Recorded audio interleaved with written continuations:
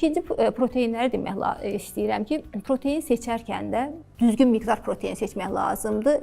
Bir də bəzən proteinləri fikirləşirək, protein deyərkən ancaq ətləri fikirləşirlər ki, ancaq qırmızı ət yesəm protein almış olaram. Yox, proteinlər özləri bitkisəl və heyvani mənşəli olmaqla, bitki mənşəli və heyvani mənşəli olmaqla iki qrupa bölünür. Düz ən kalitəli proteinlər heyvani mənşəli proteinlər, amma bitki mənşəli də kalitəli proteinlər vardır ki, bu paxlallardır, mərciməkin özüdür. Yəni bunlardan alınan proteinlər həqiqətən də yaxşı proteinlər hesab olunur. Ona görə də təkcə heyvani qidalara üstünlük verməyək. Rasionumuzda mütləq bitkisəl proteinlərə də üstünlük verək, amma onların xörəyini yox.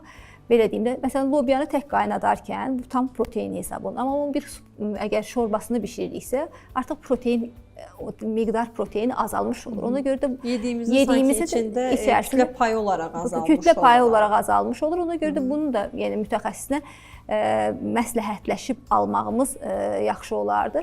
Proteinlərin tərkibi bilirik ki, amin turşulardan ibarətdir. Amin turşular özləri də əvəz olunan və əvəz olunmayan amin turşular olmaqla iki hissəyə bölünür. Niyə mən bunu vurğulamaq istəyirəm? Bəzən həqiqətən də elə pəhrizlərə rast gəlirik ki, burada protein də çıxardırlar rasiondan. Məsələn, qarabaşaq pəhrizi. Səhər gün orta axşam ancaq qarabaşaq, qreçka dediyimiz qarabaşaq yeyirlər, üzərinə də qatıq tökürlər, yeyirlər. Yəni bu da düzgün deyil, tək tərəfli qidalanmadır. Çünki dediyim kimi proteinlərin tərkibi amin turşulardan ibarətdir. Bunlar özləri də əvəz olunan və əvəz olunmayanlar iki hissəyə bölünürlər.